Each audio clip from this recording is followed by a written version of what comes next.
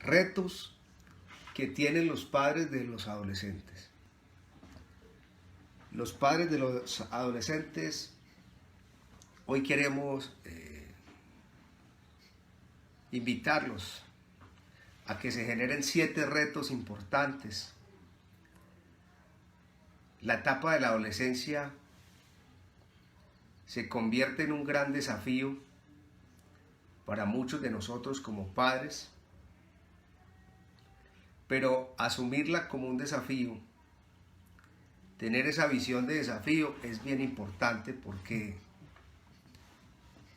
cuando a usted lo desafían, usted asume una actitud de guerrero y no de víctima, porque encontramos muchos papás que ya dicen: yo no doy más la pelea, yo ya no puedo más con ese muchacho, como alguna vez lo viví.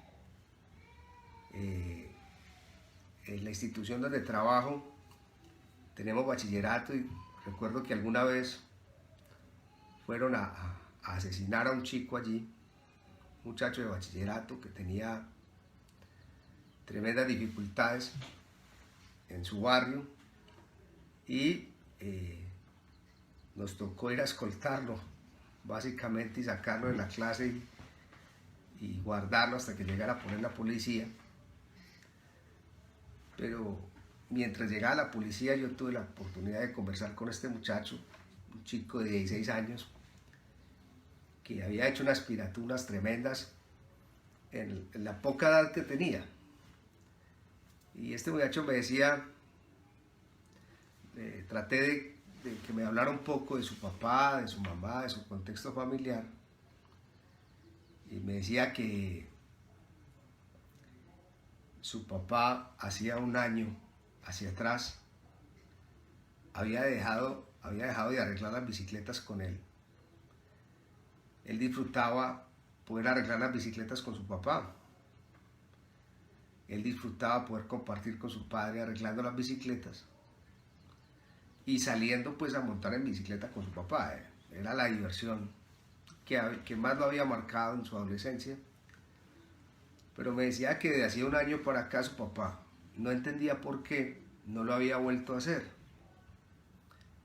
Entonces yo le pregunté que hacía cuánto estaba inmiscuido con los muchachos del barrio. Efectivamente hace unos 10 meses, 10, 11 meses, quiere decir que la desidia de su papá, el abandono, aunque había un papá que pagaba el arriendo, había un padre que pagaba los servicios, había un padre que mercaba, en esa afinidad y cohesión familiar sí estaba faltando un padre, sí estaba ausente ese rol paterno, y esto había llevado a que el chico empezara a visitar la cancha del barrio, y obviamente con toda la lógica que se da alrededor de la cancha del barrio, ¿verdad? Todos sabemos eso.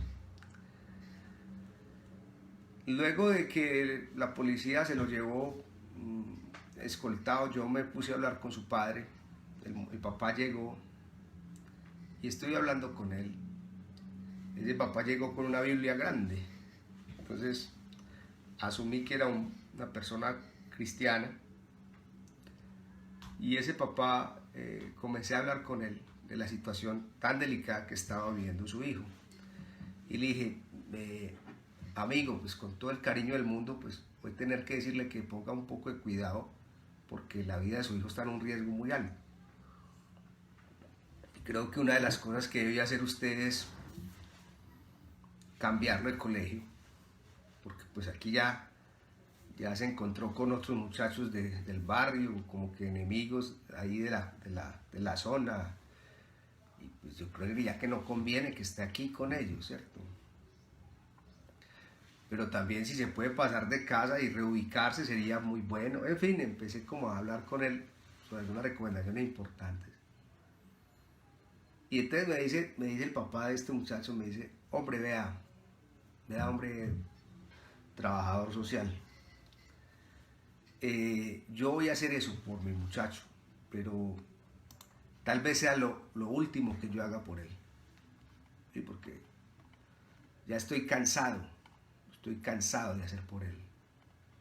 Entonces yo le dije, hombre, ¿cómo así?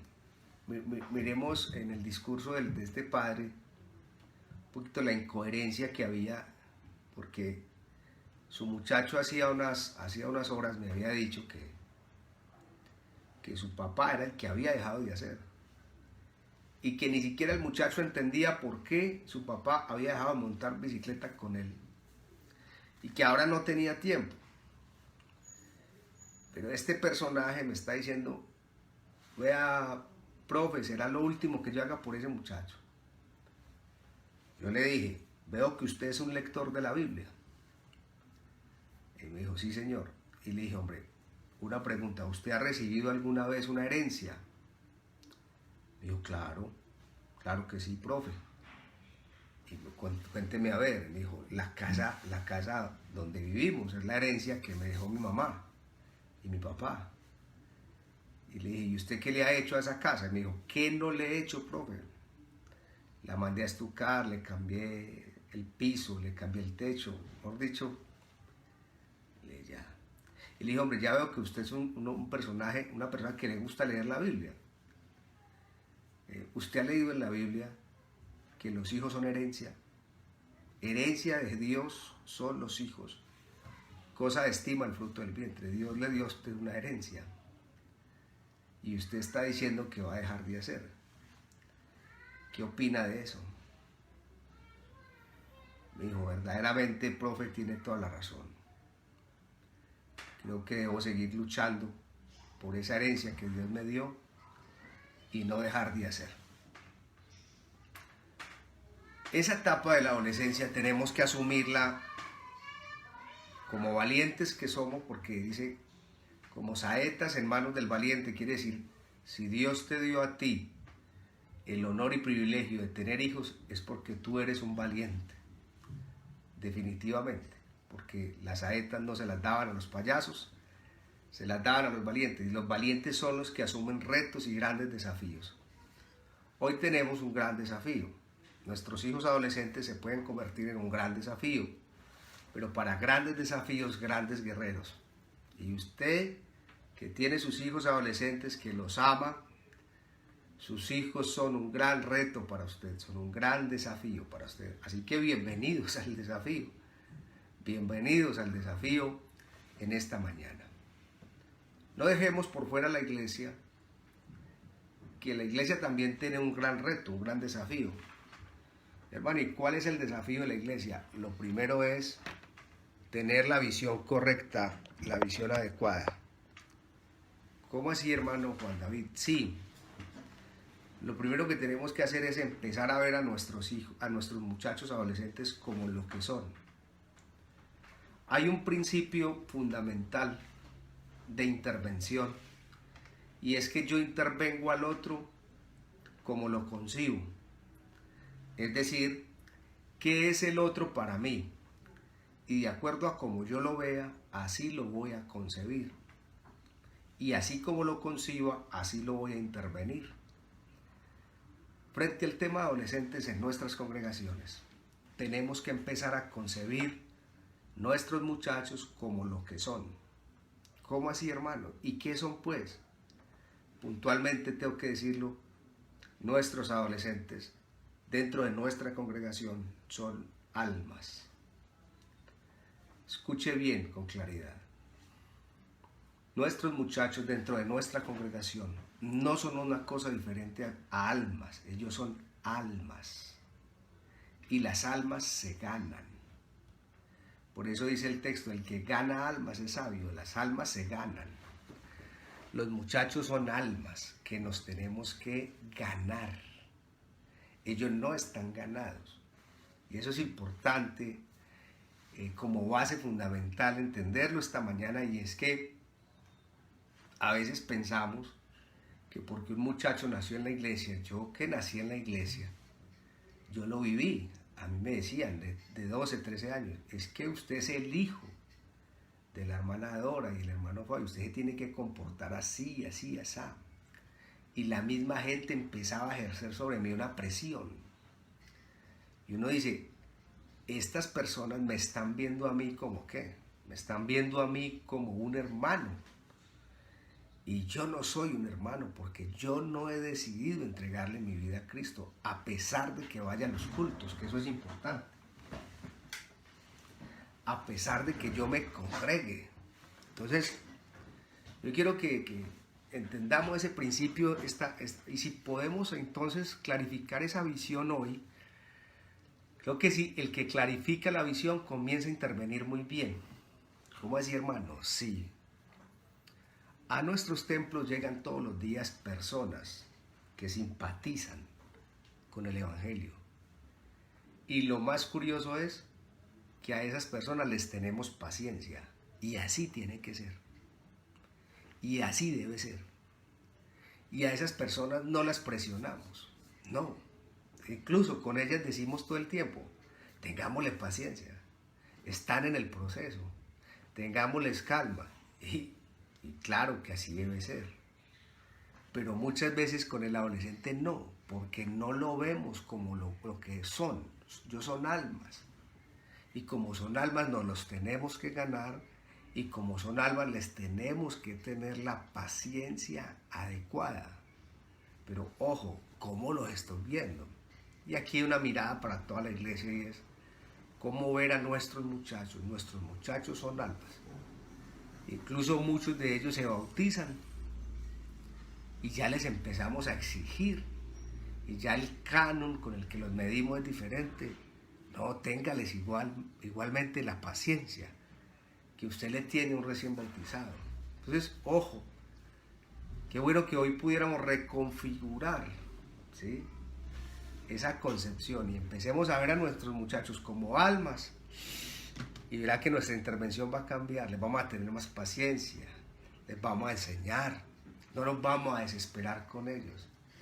Eso es importante, ese principio es fundamental. Entonces, el reto y desafío que tiene un padre de un adolescente son 7. Y a eso quiero invitarles esta mañana a través de esta transmisión. El primer reto es que como padres tenemos que aceptar el desprendimiento. El desprendimiento. En psicología nos han enseñado siempre que los muchachos tienen un apego fundamental por sus padres. Yo que tengo 2, uno de 6 años y uno de casi 2 años.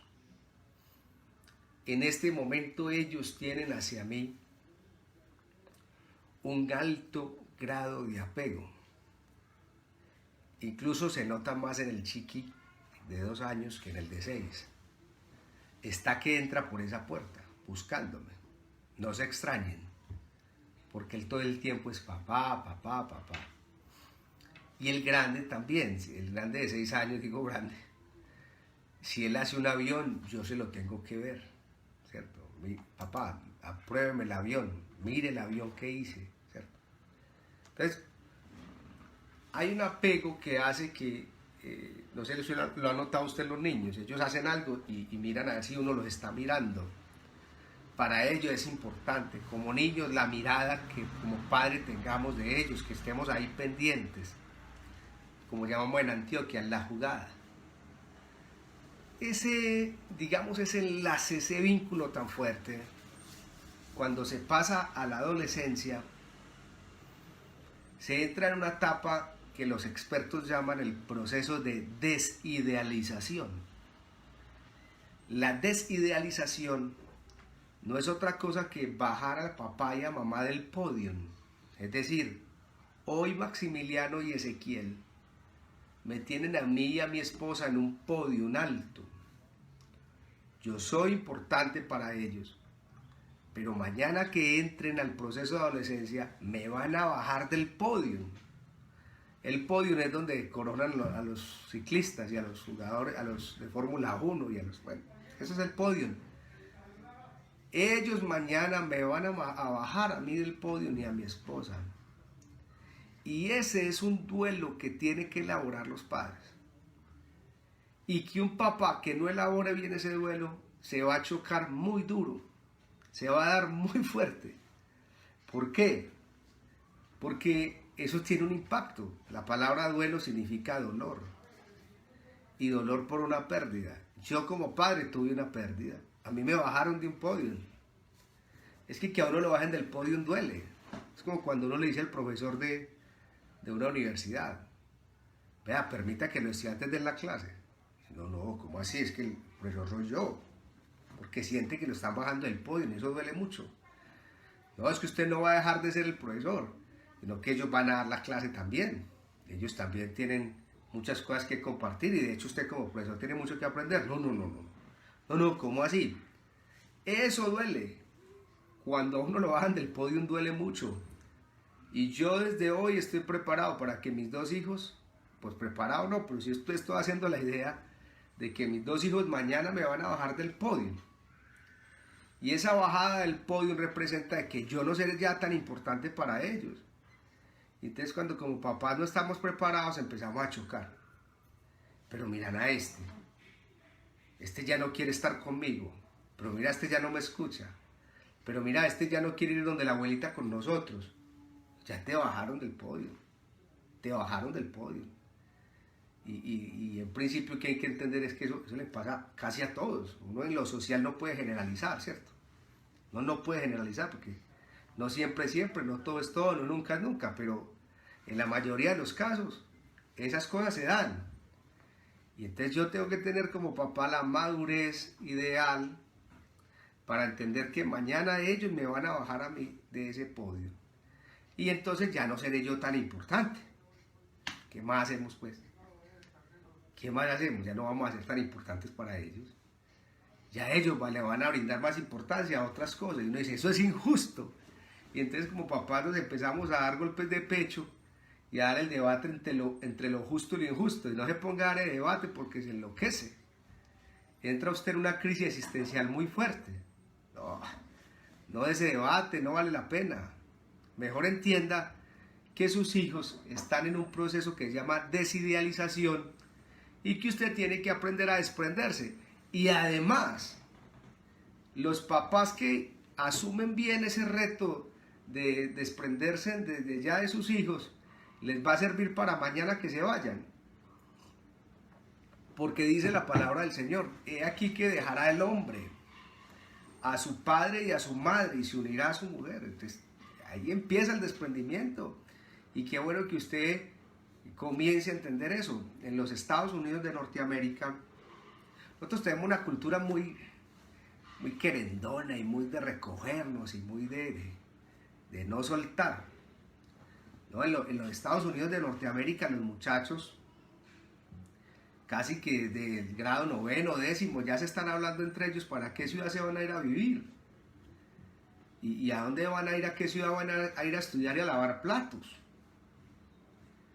Y en Estados Unidos los hijos terminan teniendo mucha más plata que los papás. Y por eso allá muchos viejitos no tienen a quién dejarle las propiedades, porque sus hijos tienen más plata que ellos. Entonces le dan las casas y las propiedades, se las dan a las universidades y a las fundaciones, porque a los hijos no les interesa, porque los hijos se desprendieron, salieron enfocados a trabajar y consiguieron también mucho dinero.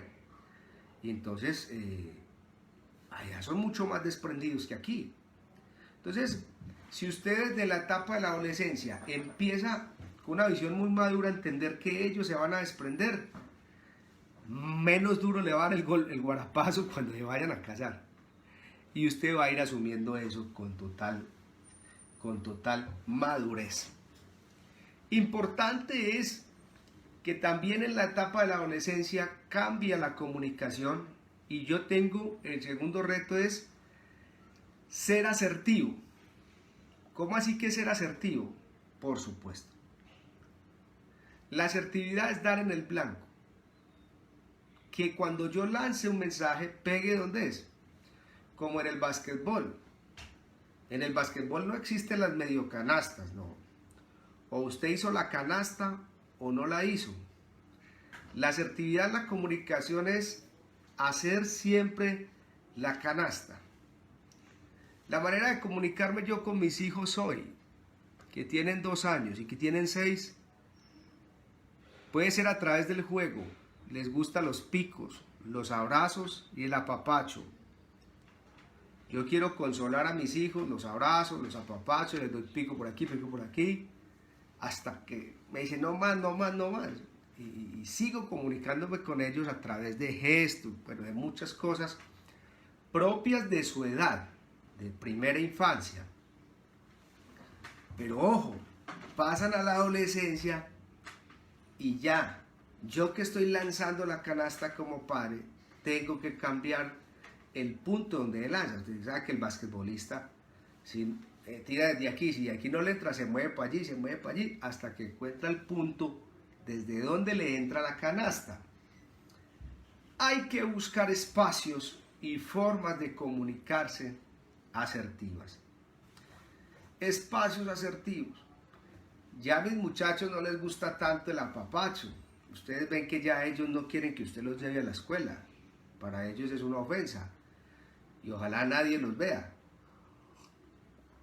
Uy, pa, usted como me vaya a la escuela. No, pa, no. Estoy muy grande ya. Mientras que de chiquitos les gustaba. Entonces, ojo con eso. La forma de comunicación se cambia. Y si usted no la cambia, si usted sigue hablándoles como cuando eran niños, usted mismo es el que se va a estrellar. ¿Por qué? Porque ya ellos entienden de otra manera. Entonces, buscar espacios de comunicación asertivos. El apapacho puede que no les guste mucho. Sin embargo, si usted puede buscarse espacios. Alguien decía alguna vez, muchas veces el muchacho está viendo una película en la sala de su casa y un papá asertivo se le sienta al lado. Se le sienta a ver la película con él. Y por allá, cuando llevan mucho rato de ver la película, le manda la mano al hombro y le dice, Carlitos, sabes que cuentas conmigo. Y siguen viendo la película. No le dijo más nada. Por allá al rato, después de ver la película, o después de estar un rato viendo la película, le dice, Carlitos, usted sabe que yo a usted lo amo mucho. Y a veces el pelado ni responde, ni dice nada, y hasta mira, pues no importa. Hay un papá ahí, hay un papá. Ahorita le decían a la niña del pastor, ¿qué es lo más importante de un papá? Y ella respondió con mucha sabiduría, el acompañamiento. Ese es el acompañamiento. Acompañamiento no es atosigar. Ese padre atosigador que está ahí como un juez, como un fiscal, como un controlador. No, a veces no es lo más asertivo. El padre que acompaña es el que tiene la comunicación asertiva, el que permite espacios de escucha. Yo siempre lo he dicho. Cuando yo tengo la apertura en mi expresión corporal, en el contacto visual, mirada, expresión corporal, no así, hable pues, no, con la apertura, cuénteme, lo escucho, abro mis manos, estoy abierto para ti, apago mi celular, desconecto mi computador, mi televisión, el libro que estoy leyendo y estoy dispuesto a escucharte. Y cuando te estoy escuchando no me asusto, no me asombro, porque en el colegio alguien te está pidiendo relaciones sexuales y yo no me asusto, sino que yo con mucha naturalidad, porque incluso sé que eso podía pasar, porque los padres de adolescentes son personas que van un paso más adelante y saben que estamos en el mundo y que sus hijos pueden vivir este tipo de cosas. Entonces no se va a asustar, está tranquilo y esa tranquilidad le transmite confianza al hijo adolescente. Ojo, a diferencia de esa niña que está en el colegio en la Semana de la Salud y por allá la alcaldía de Medellín, por ejemplo, reparte condones a diestra y siniestra, le dan un preservativo a la niña ni siquiera sabe qué es, lo echa en la maleta, la niña llega de estudiar, almuerza y se acuesta a dormir. Y allá aparece esa mamá fiscal que le revisa la maleta como un allanamiento de esos de que envían los jueces. Y la mamá saca el preservativo así con los 2 dedos y le pega el grito. Y le dice, Carolina, y Carolina está descansando dormida. Y le arma un escándalo. Le dice, Carolina, ¿qué significa esto? O Andrea, o bueno, Emma, el nombre que sea. Y entonces la niña se despierta y dice, ma, lo que pasa es que eso me lo regalaron, y no la deja ni siquiera terminar. Cuando ella va a explicar que eso se lo regalaron en el colegio, en la Semana de la Salud, porque fue una institución allá a hacer una brigada de salud, la mamá ni siquiera le deja explicar, sino dice, sí, yo ya sé quién te lo regaló, y yo ya te he dicho mucho, con ese muchachito no te juntes y no te vengas con él, que ve. Y la niña dice, y más adelante la niña sí le van a hacer una oferta, en la escuela o en el barrio, y de pronto es un chico que también a ella le gusta, y cuando ella le hacen una propuesta de tener intimidad con alguien, pues lo ideal es que ella piense en hablar con sus padres, pero cuando ella dice, ¿será que hablo con mamá? Se le viene a la mente, porque la mente hace una cosa que se llama la asociación. Y ella lo primero que asocia es ese momento donde la mamá, plum, le rebotó, que casi le casca ese día, no la dejó ni hablar. Dice, no, yo con mamá no hablo. Por eso es que uno ve que muchas veces hay hijos que tienen más confianza para hablar con una mamá, o con un papá, o con uno de los dos. No lo sé si lo han notado. Pero por lo menos hablan con uno de los dos, gracias a Dios.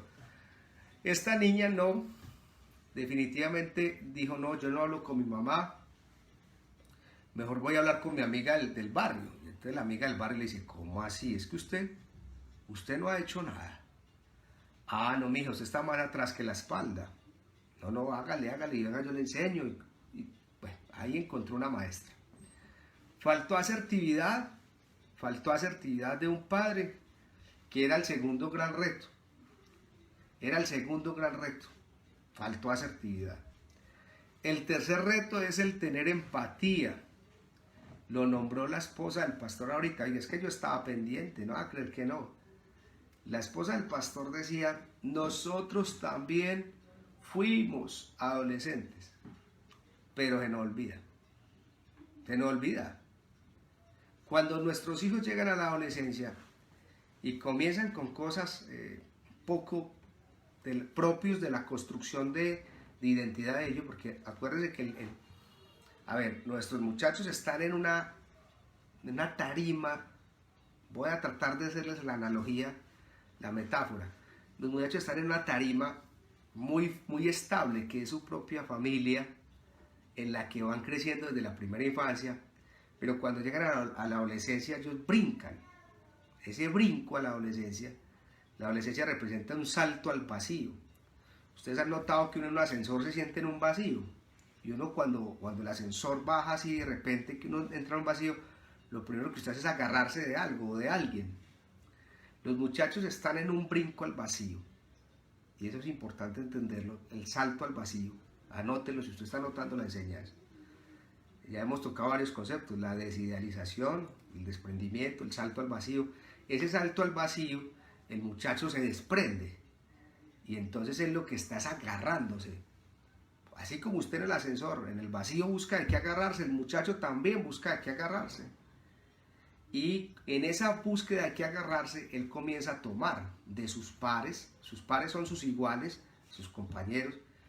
Y recuerde que los muchachos tienen una necesidad muy fuerte que se llama la filiación. Todo ser humano tiene la necesidad de filiación. ¿Qué es esa necesidad de filiación? Es puntual, es ser aceptado, ser recibido en un grupo, una comunidad. Todos tenemos esa necesidad de filiación, pero los muchachos la tienen más fuerte. Usted ve que ya uno cuando van pasando los años, uno va al culto y sale y se va para la casa. O uno disfruta mucho de su soledad, o disfruta mucho de su casa.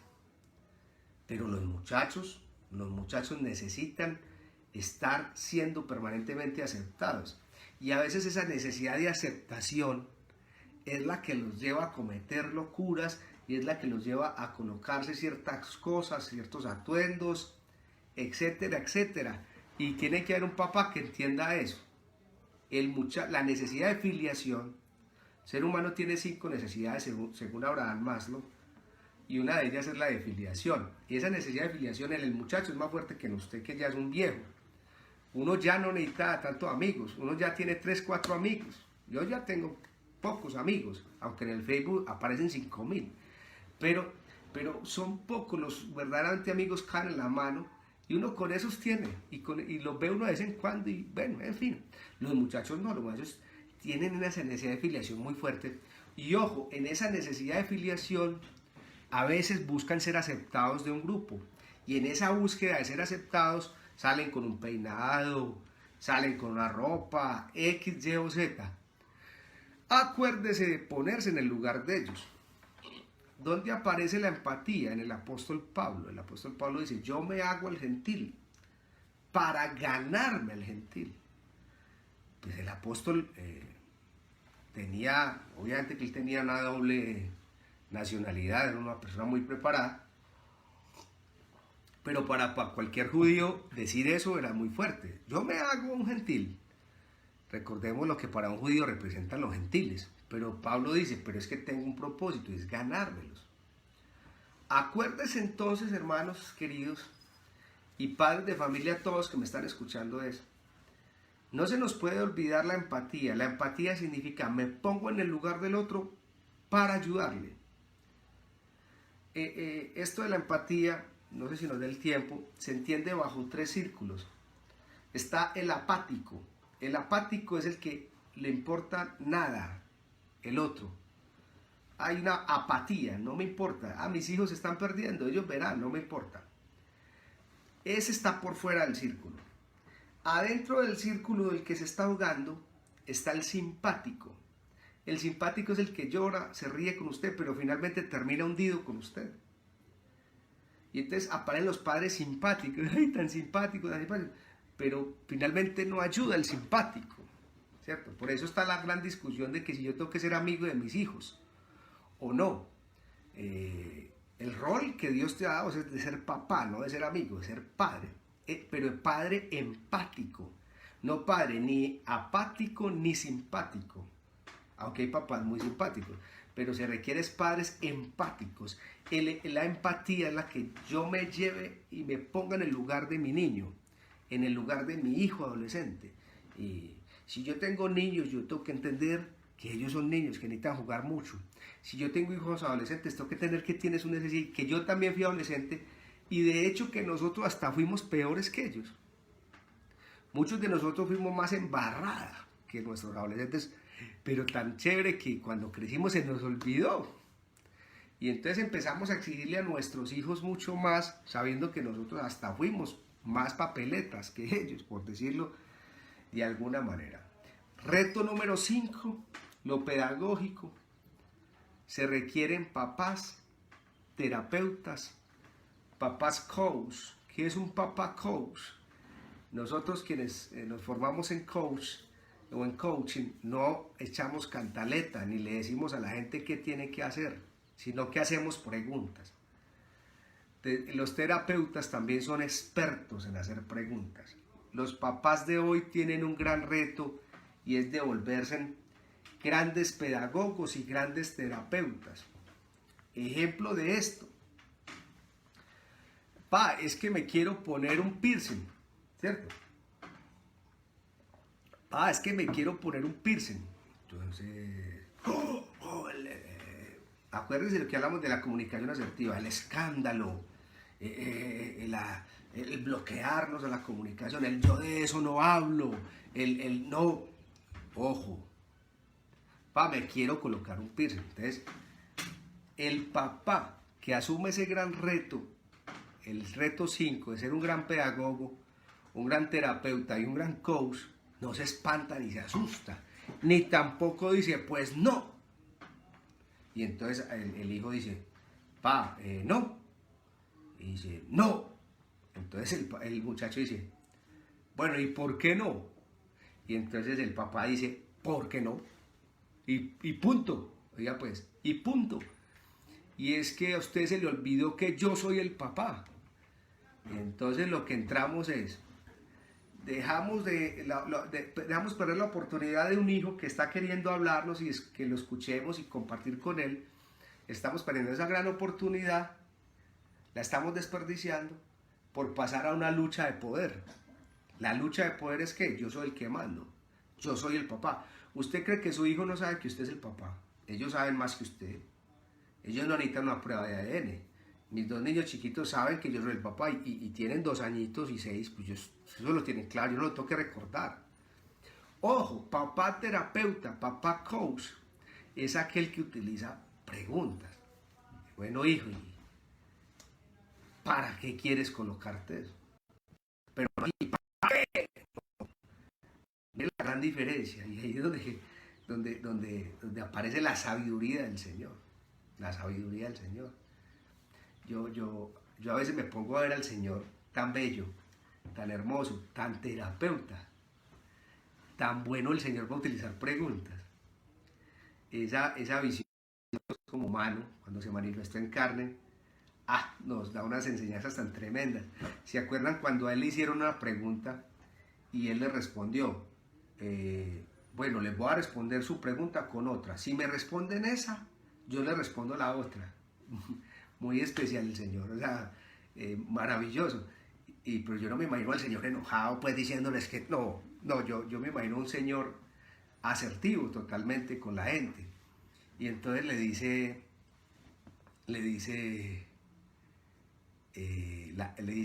esta pregunta se la respondo con esta otra pregunta. Y la gente le dijo, no la sabemos responder, no la sabemos responder. Y entonces él les dijo, yo tampoco.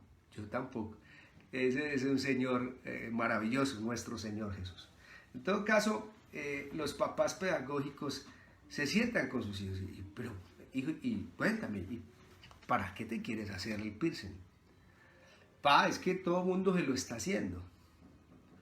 Bueno, hijo, y realmente, ¿tú crees que es importante ser como todo mundo o crees que se puede marcar la diferencia y en la diferencia también se puede encontrar un valor especial en la sociedad?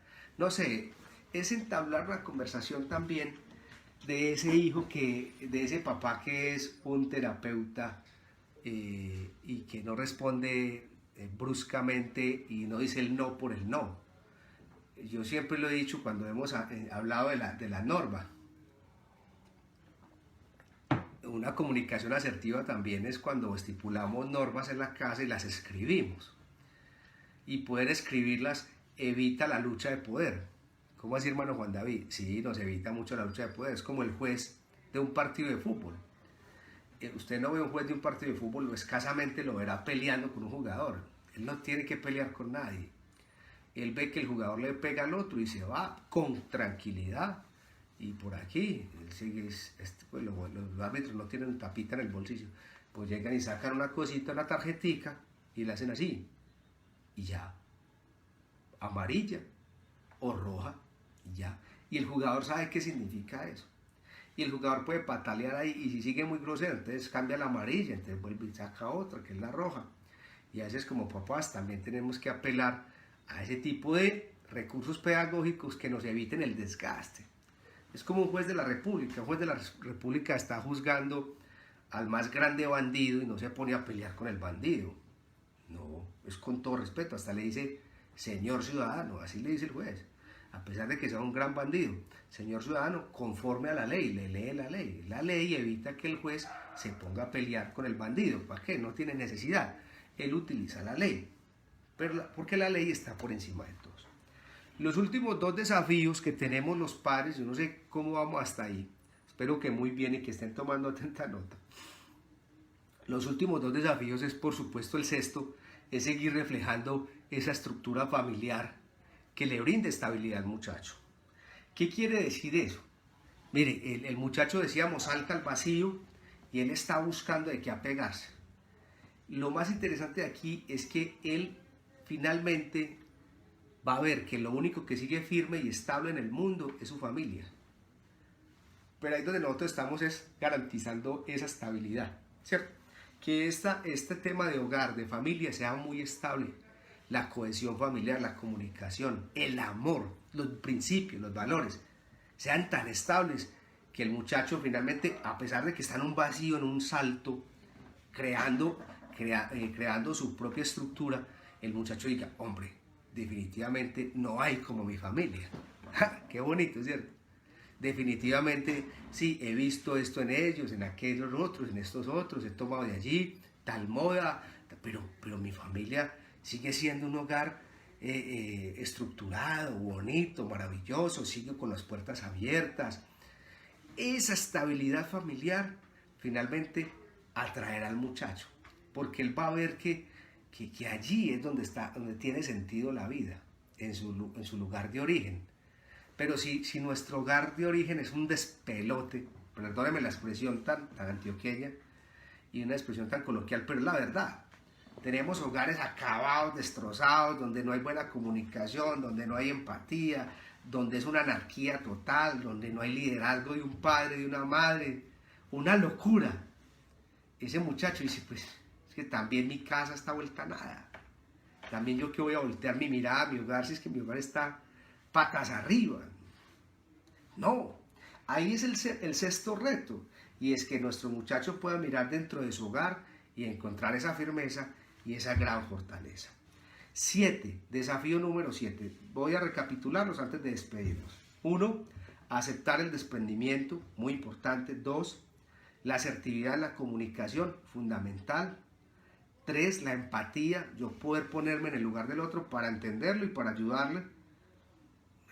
4, 3, se me escapó la cuarta, tenemos un gran desafío, es mejorar la capacidad de negociación.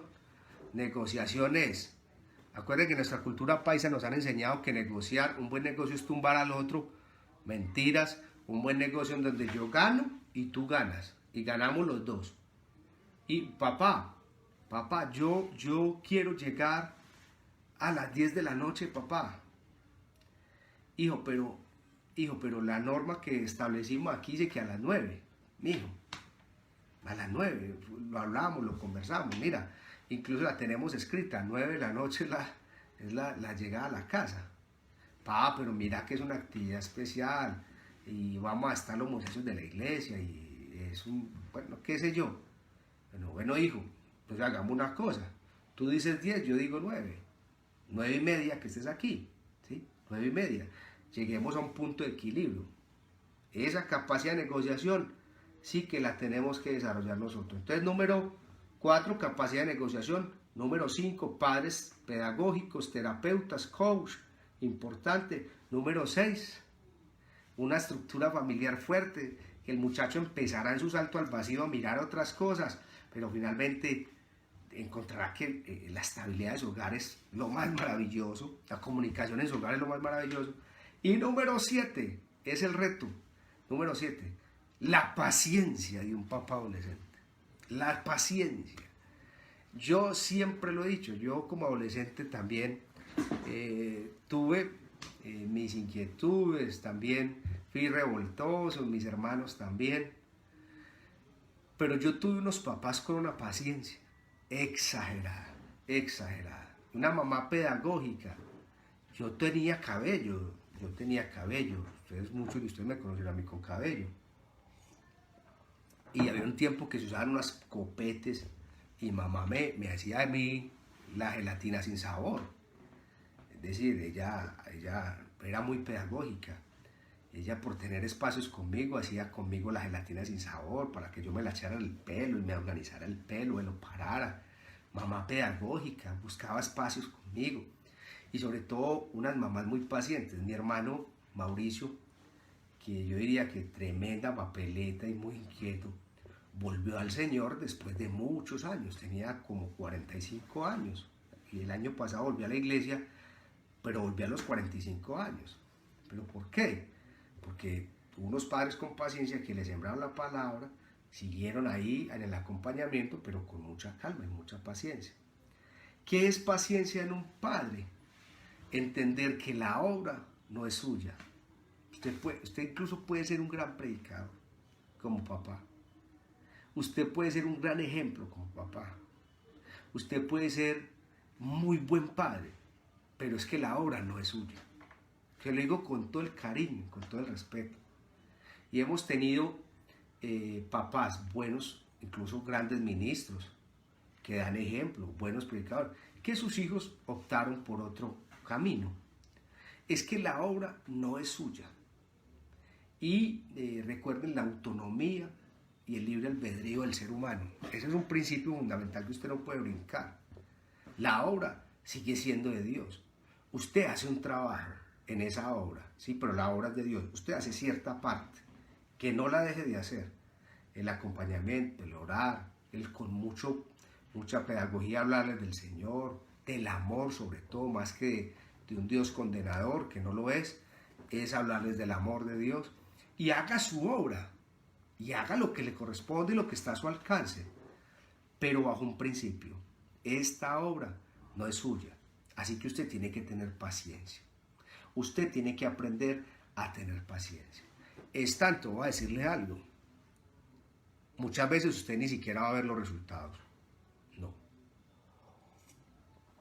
Es que usted no fue llamado a ver resultados, usted fue llamado a trabajar. Trabaje en sus hijos, con amor, enséñele principios, valores cristianos, llévelos a la iglesia, déles ejemplo, predíqueles con amor la palabra, hábleles de este Dios de amor, de ese plan tan bonito que Dios tiene para con nosotros, pero ojo con esto, es posible que usted no vea los frutos. Mi mamá pudo haber fallecido antes de que mi hermano volviera a la iglesia, por fortuna mi mamá la tenemos viva todavía y mi papá también, y pudieron disfrutar esa gran noticia de que mi hermano Mauricio volvió a la iglesia, pero es posible que hubieran muerto antes de y no les hubiera tocado ver la obra. Pero es que usted no fue llamado a ver. Aprenda eso.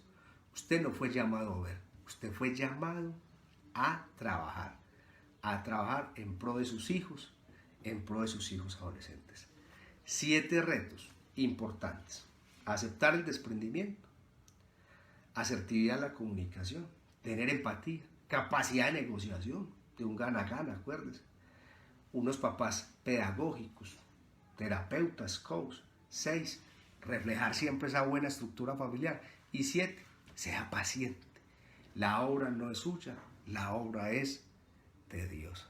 Quiero nuevamente agradecerles por esta invitación tan especial. Un abrazo para todos. Recuerden que estamos para servirles. Si en algún momento puedo apoyarles en algo, allí estaré. Un abrazo pues muy fuerte para todos y que el Señor Jesús siga bendiciendo sus vidas y sus familias. Dios les bendiga.